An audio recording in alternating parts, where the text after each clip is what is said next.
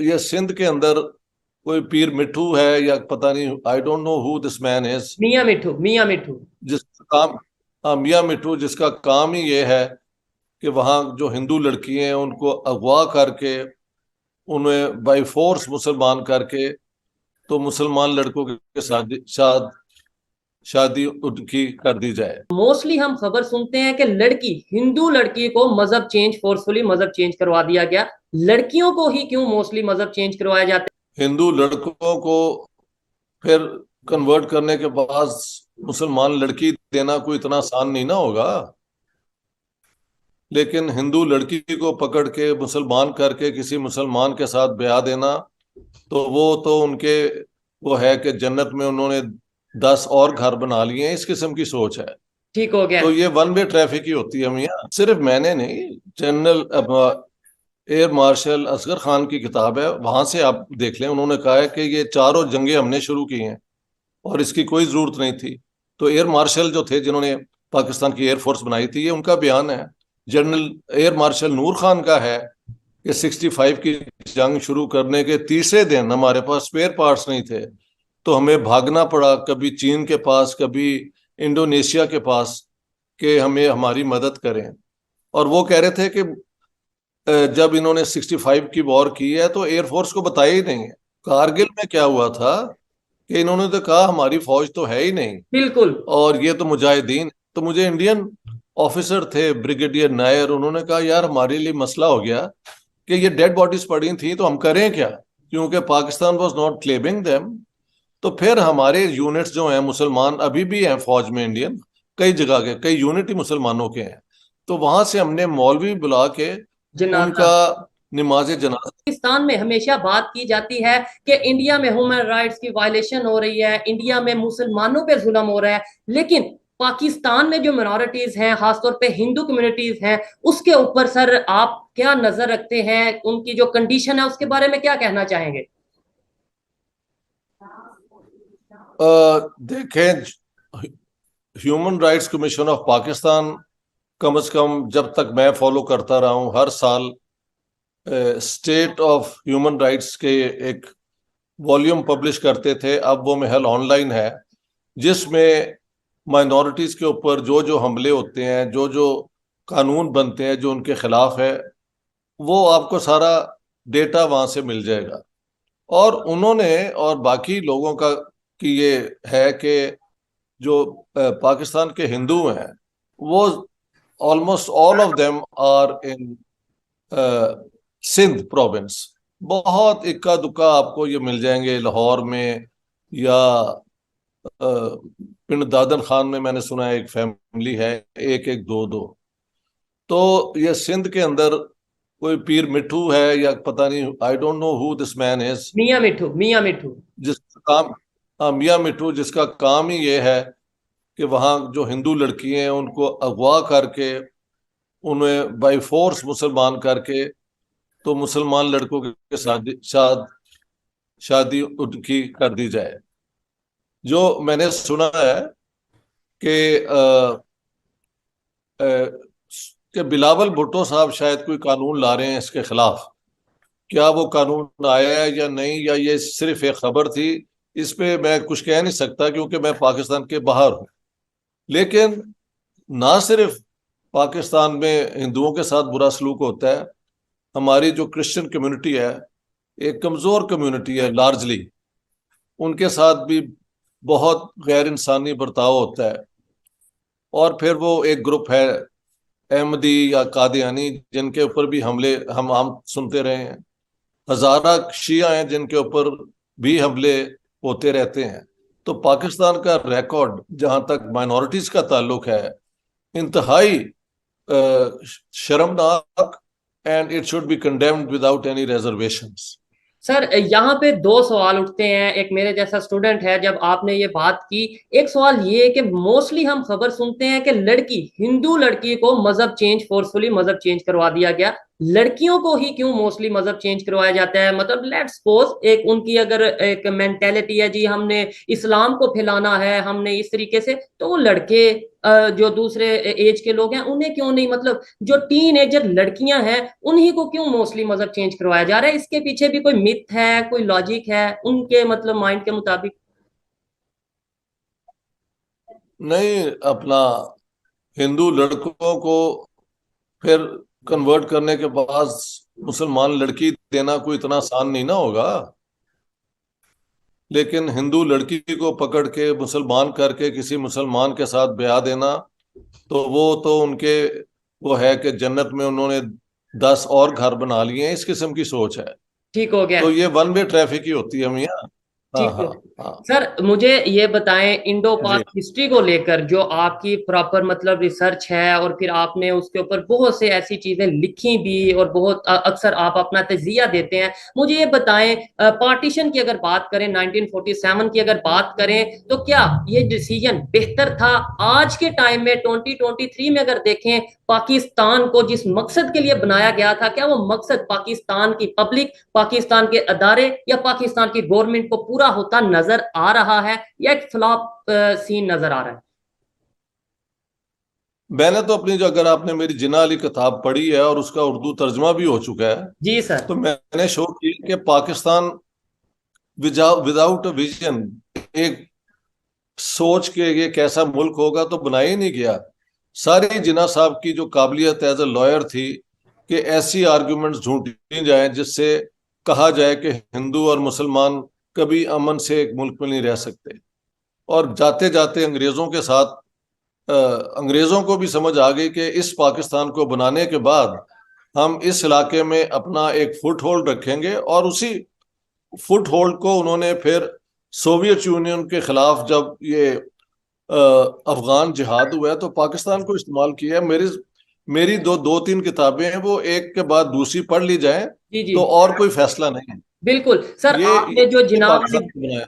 जिनाह वाली बुक का आपने जिक्र किया, उसमें आपने सक्सेस और फेलियर के बारे में भी बात की है। तो फेलियर के हवाले से अगर बात करें, पाकिस्तान बनने का मकसद ये था कि एक ऐसी रियासत बनाई जाए जिस जहां पे मुसलमान अपनी मर्जी से प्रैक्टिस कर सकें, और दो कौमी नजरिया की बुनियाद ये थी कि हिंदू और मुस्लिम कभी इकट्ठे रह नहीं सकते। लेकिन जैसे ही पाकिस्तान बनता है तो कायद आजम की तरफ से स्पीच आती है कि ये एक ऐसी रियासत है जहां पे मजहब का कोई लिंक नहीं है, यहाँ हिंदू भी आजाद है, यहाँ पे मुस्लिम भी आजाद है। तो सवाल ये उठता है, अगर बरसगीर में, अगर हिंदुस्तान में, यानी पार्टीशन से पहले हिंदू मुस्लिम इकट्ठे नहीं रह सकते थे, तो फिर पाकिस्तान बनने के बाद हिंदू मुस्लिम पाकिस्तान में, उसी पाकिस्तान में कैसे इकट्ठे रह सकते थे? मोहम्मद अली जिन्ना ने कभी लॉजिक की बुनियाद पे ना कभी कोई किताब पढ़ी है फलसफे की, ना वर्ल्ड हिस्ट्री को पढ़ा है। He was just a lawyer, जैसा मौका वैसी बात कर दी, और दैट्स ऑल। कभी एक भी उनका लॉन्ग आर्टिकल मुझे दिखा दो तो हमारी बात जो करने वाली है खत्म हो जाती है।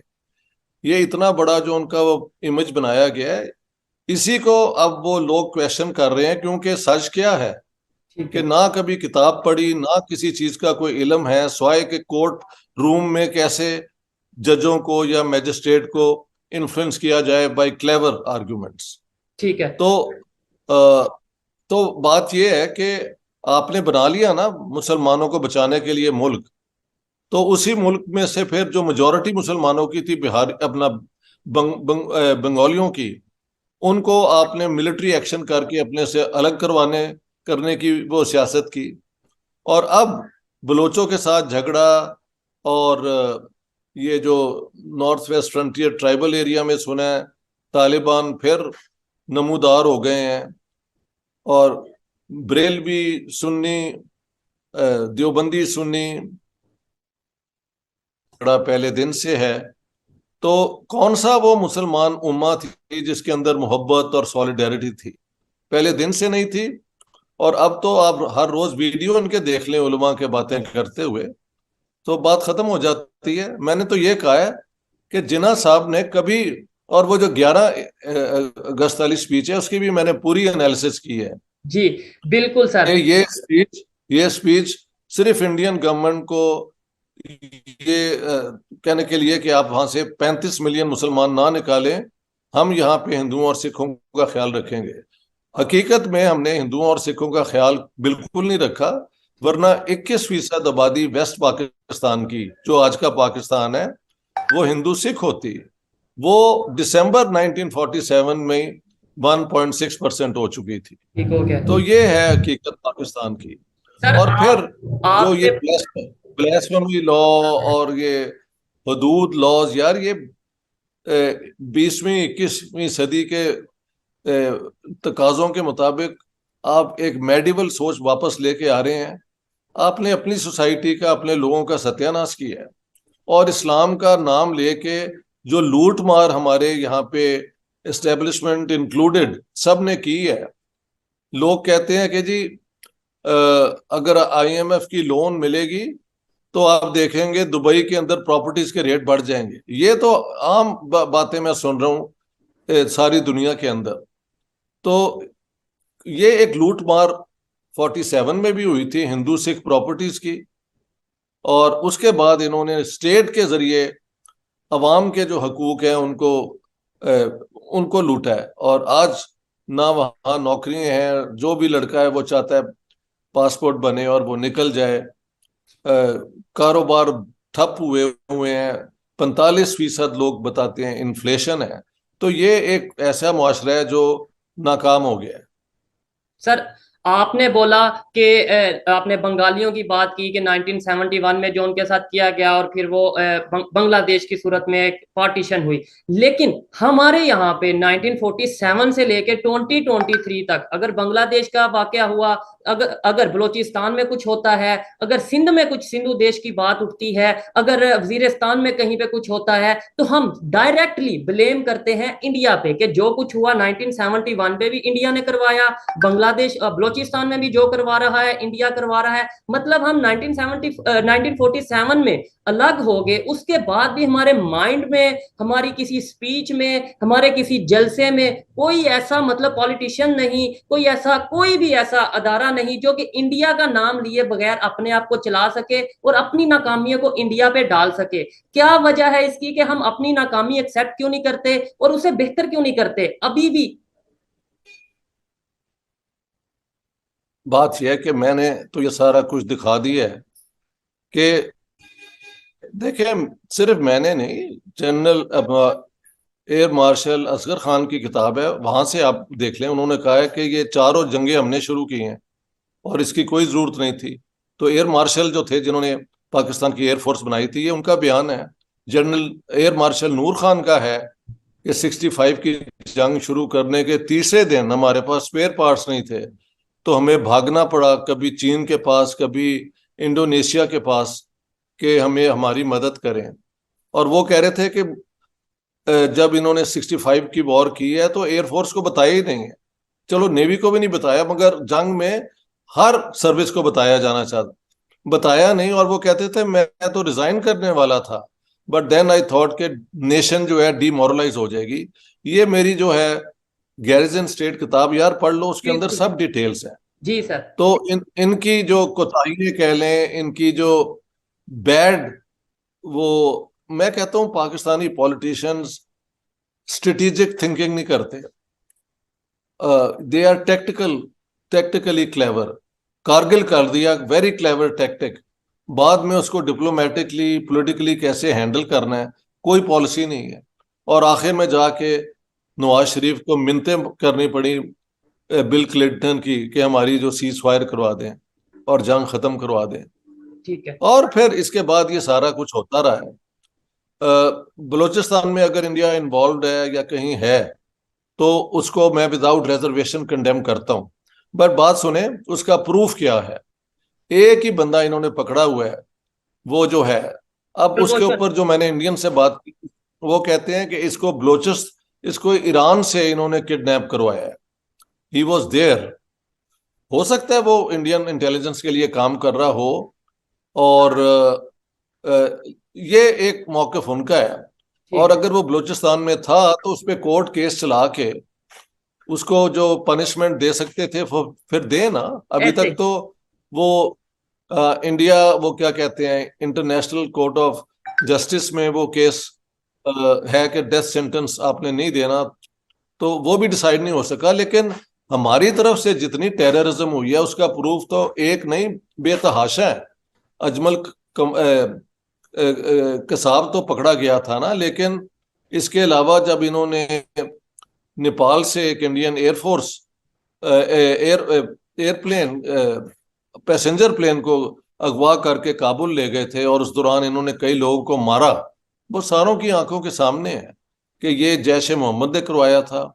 लश्कर तैयबा भी ये करती रही है इंडियन कश्मीर में, और मुंबई का पूरा अटैक यार आपके सामने है। ऐसे ही है। हाँ जी। तो बिल्कुल ऐसे ही है। और अगर कारगिल के साथ अगर कई अगर कई ऐसे मुजाहिदीन थे जो वहां पे, जिन्हें हम मुजाहिदीन कहते हैं, वहां पे जाने गई उनकी, और बाद में हमने उन्हें पहचानने से इनकार किया। ये भी हिस्ट्री में मौजूद है कि हमने उनसे अपना ला तल्लुकी का इजहार किया। एक और बात भी है, जी। कारगिल में क्या हुआ था कि इन्होंने तो कहा हमारी फौज तो है ही नहीं बिल्कुल। और ये तो मुजाहिदीन।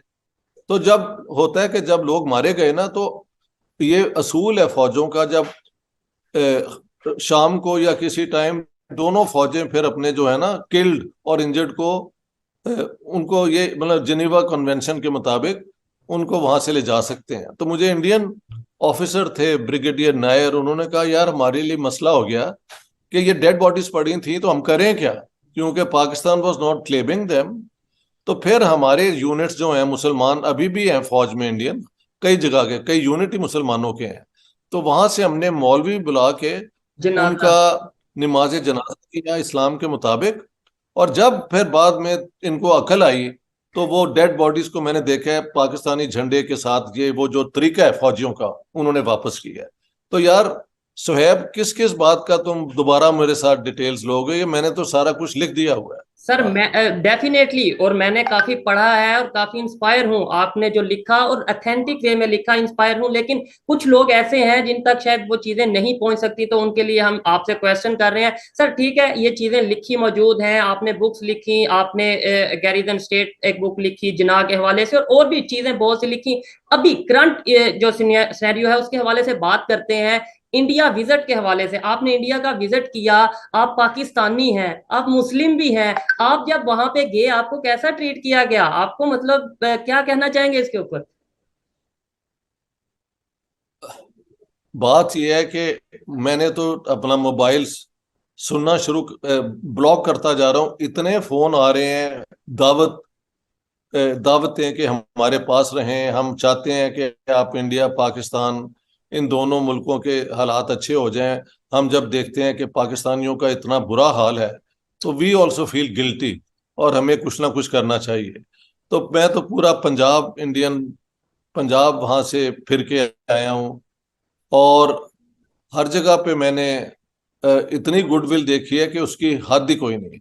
लेकिन एक लॉबी ऐसी भी है जो हमेशा गालियां देती है, बुरा मुझे कहती है, और उनको इग्नोर करना ही अक्लमंदी है। यहाँ पे एक लॉबी तो है ना, उसका तो हम कुछ कर नहीं सकते। लेकिन लोगों ने मुझे घरों में रखा हुआ है और मेरा पॉइंट ऑफ व्यू सुनते हैं, मुझे बुला लेते हैं। सो इतनी ज्यादा जो गुडविल है ना, दैट इज इम्पोर्टेंट।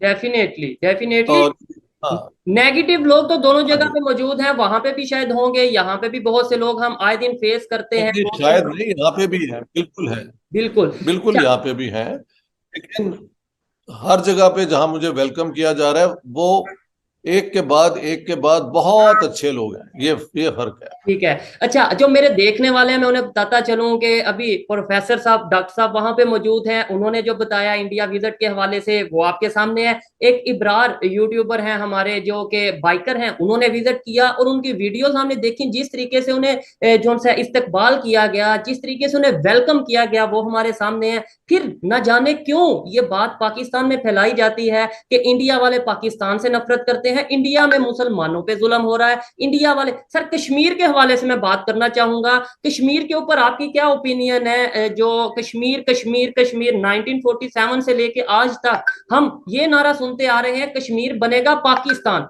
पाकिस्तान शायद कश्मीर या उससे भी आगे कहीं का कुछ बन चुका है या बनने जा रहा है, लेकिन कश्मीर पाकिस्तान नहीं बन पा रहा। देखें, बात सुने। ये भी मैंने जिन्ना अली किताब में टैकल किया है। 2 दफा शुरू में ऑफर थी कि आप 3 दफा कि आप कश्मीर